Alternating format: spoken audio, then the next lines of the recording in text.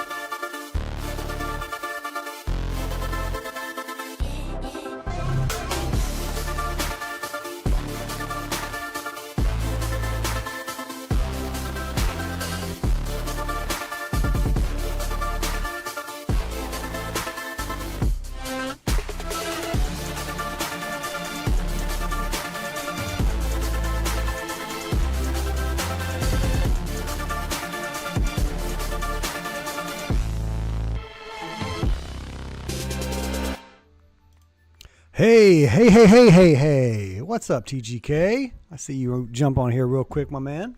I got to get you on here soon, man. We got to set something up where we can chat on the stream or get a vid recorded. That'd be great. Well, as people trickle in, I just want to take a few minutes on a lunch break, right? And chat game one. Wasn't that exhilarating? So my starting question, I got it there in my comments, is what was your big takeaway? I've got 5. Was there a big thing that stood out to you worth acknowledging, something to be excited about, something to be a little watchful over, or something you predicted that came true, something you predicted that didn't come true? What stood out to you? We'll go over my 5 things here in just a second, but just give kind of a general overview. It seemed to be one of those games where the Mavs were clearly the far superior team in every way, right? I mean, you got the alien out there. You got Wemby out there, who is just an anomaly, right? Even among the tallest people in the world, you just look at him and you're like, one of these things is not like the other, right? I'm sure eventually we'll get used to that, just like we all probably eventually got used to Giannis doing the things he does at 6'11" or whatever he is. But this guy's 7'4". Last night in the broadcast, they said 7'5", 7'6". I'm like, I'm pretty sure it's 7'4". Has anyone heard reports of him growing? I haven't. I mean, he's a young man, so he could still be growing. TGK. But yeah, he's different looking, right? And he's just different out there. Last night, he was not great. We'll take a peek at the box score in a second.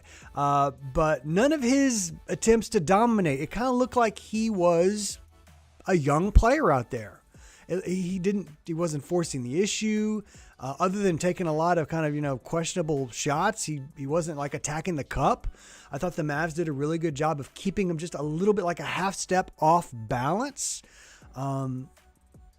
And he just didn't pose a threat to us. Chris Paul did Chris Paulsy things, even at 38, 39 years old, something like that. He's still annoying, and he still can facilitate an offense. Still not going to take over games, right? I mean, I think he's one of the greatest point guards of all time. Where I would differentiate him in ways that other people will have him like a top 3 point guard of all time, right? And I just would pull him back from that. I probably have him in the top 6, top 7, somewhere in that realm. I never saw Chris Paul take over games that mattered. I mean, he's an unbelievable player, one of the greatest point guards of all time. But winning matters when we're talking about career legacy. And Not enough of it on old Chris Paul. So that's just my Chris Paul rant. So let's go over some of, well, the first half was atrocious, right? As far as the shot making goes, it was pretty ugly. Second half, the offense came alive. Second half, Luka came alive. In that first half, we had Clay doing Clay things, right? We had Hardy doing the things that we've been talking about. If you've been following it all, Hardy doing the kinds of things that we're hopeful Hardy might be stepping into doing. He did those things. All right, let's just go ahead and jump into my 5 things. Right, here we go. Here's 5 things. All right, the first of the 5 things, got to start, right? Here we go. Got to start with Clay. Got to start with Clay. What did he end up with last night? Was it, I think he went 7 of 13. Let's see here. 7 of 13 for 22 points, a plus 16 on the night, 3 steals, an assist, 7 rebounds, 0 turnovers. Obviously, he's going to hit almost all his free throws. And in under 27 minutes. He only got 26 minutes. That was kind of a point of discussion for a lot of us early on. Klay Thompson deserves praise. He even said it in his post-game presser last night. Just one game, right? Just one game. But he looked like we wanted him to look, didn't he? He looked aggressive. He was not afraid to shoot the ball. He was found open again and again and again. He hit a couple tough looks. So I want to just start off with Klay Thompson, right? Klay, he stood out. He stood out, man. Just absolutely 6 of 10 from 3, 60%. We're not expecting that, right? Most nights. But what a way to kick off his Mavs tenure. Did you see how excited he was? I wish I pulled up the clip. Did you see how excited he was when he found out that he set the all-time Mavs team record for most threes made in a debut game with the Mavericks? Like when the Ali LaForge or whatever her name is told him that, he was like genuinely very excited. Like he was like, oh, really? And he was like clapping and doing the goggles and like he was stoked. It wasn't like something he put on. He was like genuinely pumped about that. I love that, man. I love his kind of like almost like a childlike enthusiasm in this grown, like mature man, right? But he's just like, oh man, he is excited to be here. In his post-game presser, he was talking about how Luka's one of, if not the greatest facilitator, playmaker, passer in the game. And he's just going to find you open. He's going to get you open and find you when you are. And I think Klay is going like, hey, this is a winning formula. This is a winning formula. There's clearly 2 guys ahead of me, and that's going to leave me open all the time. Now, defenses are not going to want to leave him open, but you know what defenses also aren't going to want to do? Let Luka just waltz to the cup. And that's what the Spurs were basically giving up last night. I don't know if you noticed this, but the Spurs were determined. They were absolutely determined not to give up a bunch of easy D-Live and Gafford lobs. Like now Wemby cuts a lot of that off, right?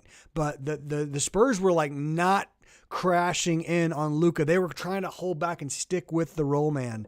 And it cost them a whole bunch of, like, especially in the second half, it cost them a whole bunch of like really easy Luka buckets where Luka's like, oh, you're not going to let me throw the lob, but you're going to let me beat this man one-on-one to the cup? Cool.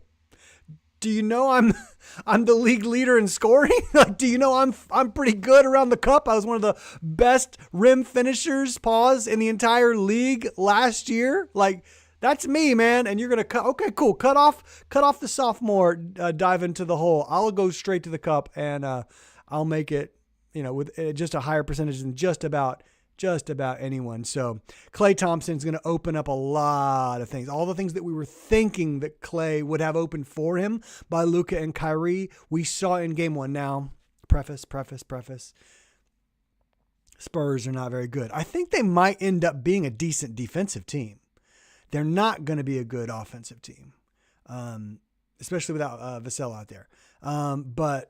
So they're not going to be a good offensive team at the best of days, except on those nights where Wemby just goes like supernova and they're hitting all their, catch and shoot threes or something like that. But the things we saw, I think, are going to happen against most teams. There's a couple teams out there that are the best defensive teams in the world, and they're gonna make it harder. But most teams, I'm talking about during the regular season, I bet out of the other 29 teams in the league, I bet like 26 of them are not going to have answers. And either Clay or Kyrie or Luka or whoever's crashing on the roll, D-Live or Gafford, like defenses are just not going to have an answer for it. We saw defenses not have an answer for us last year.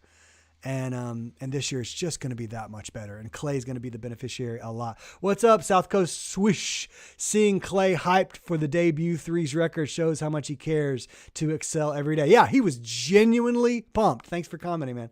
He was genuinely excited, right? Like it was actual enthusiasm. You know, NBA players like to play it cool, right? They like to, and they're cool guys, I think, you know? But he was like a little kid on Christmas. He was like, oh, really? Like you could tell, like, oh, I set the record for something, you know, he cares a lot about. It's not like he set the record for steals or something that would be cool, but not something he, you know, cares a ton about. He cares about hitting those shots, delivering from behind the stripe. And that was awesome. So first thing was Clay must be mentioned, absolutely must be mentioned. And so we start off with Clay. Second, there is the Mavs offense. Mavs offense.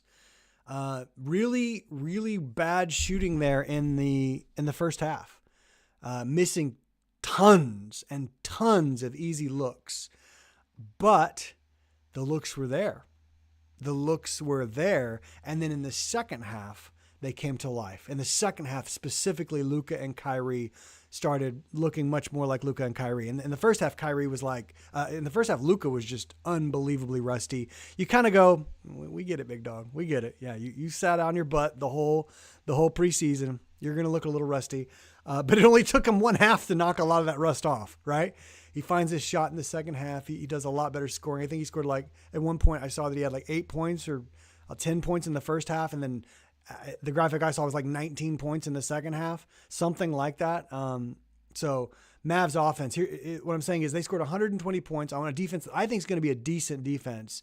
And they did it basically in the second half, right? The first half, they were just struggling by, very inefficient. Their superstars playing pretty poorly. Clay did really well. Hardy, who we're going to talk about in a second, did really well shooting, but the rest of the team was kind of just struggling, looking understandably rusty.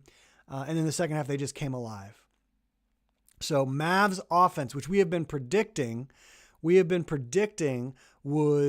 be top tier, I think is going to be as good, if not better than most of us have been hoping, right? Not just projecting, I think hoping. I think the offensive outcome for this team is going to be like high level hopes. I always try to lower expectations because I'm that kind of fan. I'm the fan that's always like, oh, this could go bad or this could go bad. I'm not the fan who's always like hitting the overs on all the projections, right? But I think the Mavs offense at the very least is going to be exceptional. It's not one of my main points here for this talk, but I think the Mavs defense is not going to miss much without D Jones. I think the defense looked aggressive. There were some lapses for all the praise that D-Live got, and I'm going to praise him here in a second too.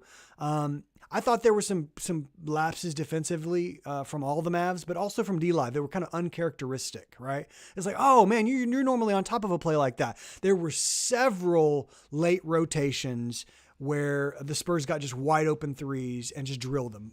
Barnes hit I think 3 in the first quarter or the first half or something like that. Several other players hit wide open threes, and it was just because the defender didn't rotate. You're like, oh man, like that's at the end of last season, we weren't used to seeing a lot of missed rotations, right? And some of them were lively as far as I could tell. And so I was just like, oh, okay, I'm not used to seeing missed rotations from our defense. I think they're going to tighten it up. I think that's totally understandable. I'm not going to excuse it. I still want to acknowledge it. There were a lot of missed rotations, especially in that first half. But I think it's a little bit understandable as this team adds all these new pieces, right? Adds all these new components. So Mavs offense, I think, is just going to be absolutely stellar. Number 3 thing I want to point out from last night's game, Derek Lively didn't start. I'm not going to freak out about that. I don't love it. If you're still in the chat, like what do you think about going with Gafford? Is it just a continuity thing? Is it a way to honor the vet? What are your thoughts on that? Like, I don't love it because I just want your best players playing. I want your best players starting. My end conclusion is basically, if D-Live doesn't care, I don't care. as long as he's closing games and as long as he's playing the right amount of minutes, which I don't know what that should be. I trust the coaching staff to figure that out, but he's freaking 20 years old. Play that young man. He's got all the energy in the world. He's an Energizer bunny. Play him. Give him minutes, right? Give him a ton of minutes. Let's kind of check out his stats from last night here real quick. So here we've got Derek Lively. He played 27 minutes to Gafford's. Let's see, Gafford played 18. So there we go. Lively played almost 10 more minutes or 9 more minutes there. Let's see here. Let's scroll down. So why am I having a hard time finding? There he is. Derek Lively on this box score is avoiding me.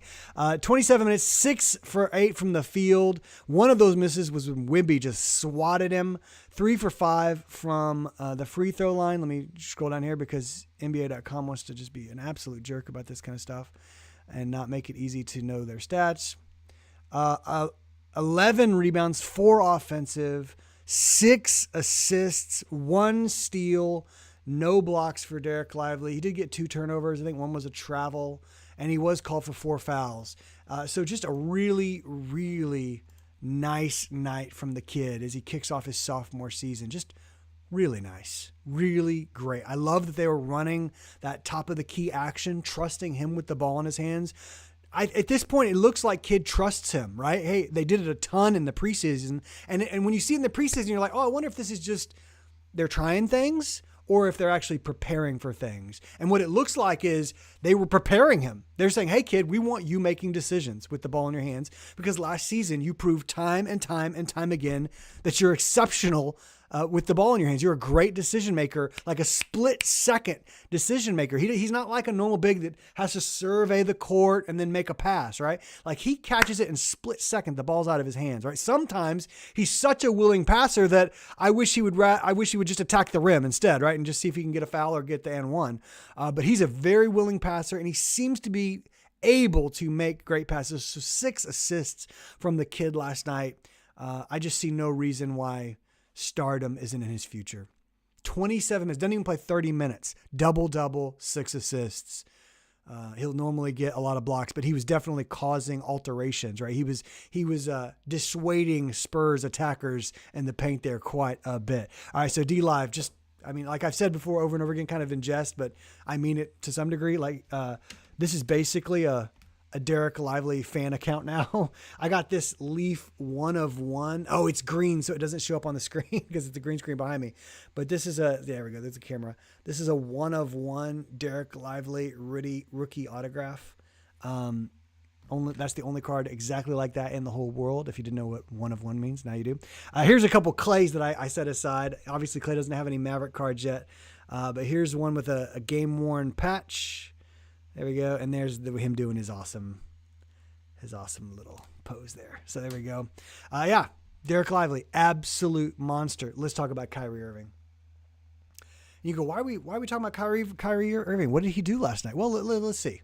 Because he didn't do just a ton, right? He really didn't. I mean, it wasn't like a Kyrie game or anything like that. Let's scroll down here so I can see. Kyrie was, look at this. 6 of 17 from the field. Like Kyrie's not going to be happy with that. He was 3 of 7 from 3. That's awesome. But he's not going to be happy with that. Didn't even need to play more than 27 and a half minutes. That's awesome. So he's not going to be happy with last night. 2 steals is great. 2 assists, no turnovers, 3 rebounds. Yeah. I mean, not an awesome Kyrie game. The reason I want to talk about Kyrie though, is something that I haven't heard anyone say that I've been kind of thinking over. We've talked a lot about how Clay is going to help Luka, right? And he will. And we've talked a ton about how Luka and Kyrie are going to help Clay. And they will. You know what I haven't really heard a specific comment on? How much is Clay's addition going to help Kyrie? There was a play last night. I think it was a double drag. And the defender went with Clay, chased Clay, and Clay got the ball, I think from Lively, if I'm not mistaken. And then Klay just kind of turns around and kicks it back to Kyrie, who's like 2 or 3 feet outside the three-point line, wide open because the defenders had all followed Klay, right? They followed Lively and Klay. And Kyrie just shoots this wide open three and drills it. And it was an affirmation. It was a confirmation of something that I've been thinking, which is we've talked about Luka being benefited. We've talked about Klay being benefited by Luka and Kai. I wonder if one of the people most benefited by the addition of Klay Thompson isn't going to be Kyrie Irving. What I mean by this is when Luka, Kai, and Klay are all on the floor, defenses are still going to be very worried about one Luka Doncic. And I think in time, if he keeps hitting shots, it's going to be on the whiteboard, don't leave Klay Thompson. Don't leave Klay Thompson, right? Coaches are going to be going like, he is still Klay Thompson. They're going to be circling it angrily. And so my guess is defenses are always going to be locked into Luka. And over time, defenders are going to start realizing, man, we just can't. He's still Klay. He's still the top 5 greatest shooter of all time. We can't leave Klay. And my guess is that you're going to start seeing Kyrie get more open looks this season than he did last season. Get more open looks maybe at any other time in his career. I don't know. I haven't followed his career pre-Dallas that closely other than knowing he's Kyrie Irving. But I want to put this out there for y'all. Watch Kyrie this season. Is he getting considerably, like noticeably better looks than he did last season? Is he getting like way more wide open shots, especially threes this season? Because for all the talk of Klay Thompson being one of the deadliest shooters of all time, and he is, you know who else is one of the deadliest pure shooters of all time? Kyrie Irving. Kyrie Irving. And I just want to mention that Luka's still going to get all the attention, and he demands it. He must get it. Klay is going to get a lot of attention because he's going to just absolutely kill open looks. And I bet we're going to see Kyrie get a ton of open looks. I wouldn't be shocked if there are games that seem to alternate where it's like, oh, this is the game where the defense is locked in on Kyrie and Klay's going to get all the open looks. Or this is a team that very clearly focused defensively on trying to stop Klay and Kyrie's going to get a ton of open looks through the actions. I just want to put that out there, right? Because I haven't heard anyone mention that specific point for Kyrie in isolation. And I think Kyrie may just be about to have insanely good shooting numbers. All right, so last thing is this. So we've got Klay, awesome debut for the Mavs, setting an all-time team record. Mavs offense, I think, is just going to be as good, if not better, than most of us predicted. D-Live is my favorite Mav. He's not the best Mav. He's my favorite Mav, though. He is my favorite Mav on the team right now. I just root for this kid, man. The journey, watching him as he came into training camp last year, finding out about his mom, him losing his mom, man, it just cemented. My wife went through a breast cancer journey, and she, thank God, came through and made it, and she's healthy now. But when he lost his mom, I was just like, and to see the integrity and the character and the professionalism. And still the energy and the boyish enthusiasm with the mannish responsibility and maturity. Like, I love that kid, man. I love him. I know I'm speaking purely as a fan right now and not, I love that kid. He's my guy. I've got a signed D-Live jersey over there that I'll be putting up in the back here pretty soon. I've collected like 50 of his rookie cards. It's just like, I've gone kind of bonkers on the D-Live trade. If y'all haven't noticed, I just love that kid. I want to follow him his whole career, and I hope it's all with the Mavericks. But so D-Live doing exactly what we hoped he would do, standing up to Wemby. The Mavs as a team made it hard for Wemby, but D-Live did his part too. There was that one nice score where Wemby got the up and under on him off the glass. That was really nice. But D-Live was the better player last night. The second time on opening games where D-Live has been the better player between the two. Is D-Live the better player? Last night, was he? There we go. Let's just keep it like that. And number 5, and let's wrap this sucker up. Number 5, Jaden Hardy. Jaden Hardy, man. Just absolutely. What is this that I'm seeing here? What is that? I don't know what that is. It must be a shadow or something, because it's driving me crazy. Is it the no? Okay. Well, I'm just gonna ignore it. There it is. Hardy's number 5. just, if this kid can step in and hit threes. Now, I think he's got more than that. We know he can get his own bucket. If he can become a legit sniper from three, and I think he can, we already know at no stage of the game is he scared, which is, I mean, like, you can't teach, right? You can't teach it. You either got it or you don't. You might be able to grow into a little bit more of it with experience, but he stepped onto the court as a rookie and wasn't scared. So he's already got that. He's not scared. He's looking for looks, right? He wants to let the ball go. He wants to let that ball fire. And it looks like he's become a very good three-point shooter. Very good three-point shooter. As a 6th, 7th, 8th man, like whatever he is, I'm so glad he took minutes from Spencer Dinwiddie. Oh, thank you. Thank you, Jason Kidd. Thank you so much. Because I am not a Dinwiddie guy. I know a lot of people out there are like, oh, Dinwiddie's this and that. I'm like, nah, he's been bad for a long time. And at his best was not an efficient player.